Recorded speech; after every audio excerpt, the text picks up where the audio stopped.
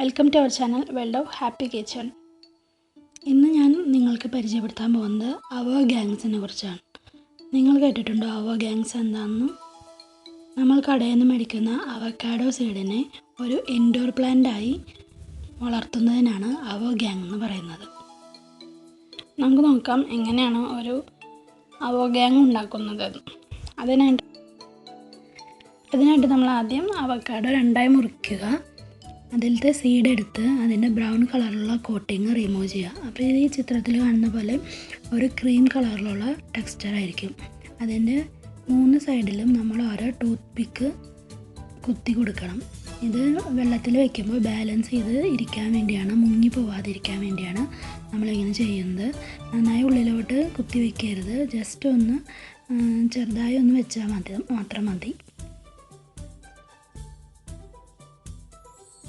ഇനി ഇതിലേക്ക് നമ്മൾ വെള്ളം ഒഴിച്ചു കൊടുക്കുക. നന്നായി മുങ്ങി പോകാൻ പാടില്ല. ഈ ടൂത്ത് പിക്ക് വെച്ചതിൻ്റെ അവിടെ വരെ മാത്രമേ വെള്ളം ഒഴിച്ചു കൊടുക്കാൻ പാടുള്ളൂ. ഇപ്പോൾ നിങ്ങൾ കാണുന്നത് ഒരാഴ്ചയായി ഞാൻ ഇത് വെള്ളം ഒഴിച്ച് വെച്ചിട്ടുള്ളതാണ്. അതുകൊണ്ട് തന്നെ അതിന് റൂട്ടൊന്നും വന്നിട്ടില്ല. 4 ആഴ്ചയാവും റൂട്ട് വരാനായിട്ട്.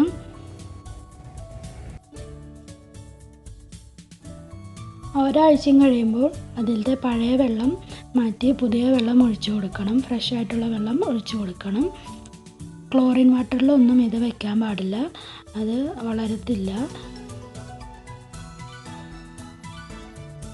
ഇതുപോലെ ചെടി വളർന്നു കഴിഞ്ഞാൽ നമുക്ക് ഇൻഡോർ പ്ലാന്റ് ആയിട്ട് നല്ല ഭംഗിയുള്ള ജാറുകളിൽ സൂക്ഷിക്കാവുന്നതാണ്. അല്ലെങ്കിൽ നന്നായി കൂടുതൽ ഇലകൾ വരുമ്പോൾ നമുക്ക് മണ്ണിലേക്ക് പറിച്ച് നടാവുന്നതുമാണ്. അപ്പോൾ നിങ്ങൾക്ക് എല്ലാവർക്കും ഈ വീഡിയോ ഇഷ്ടമായി എന്ന് ഞാൻ വിചാരിക്കുന്നു. വേഗം തന്നെ നിങ്ങളും ട്രൈ ചെയ്ത് നോക്കുക.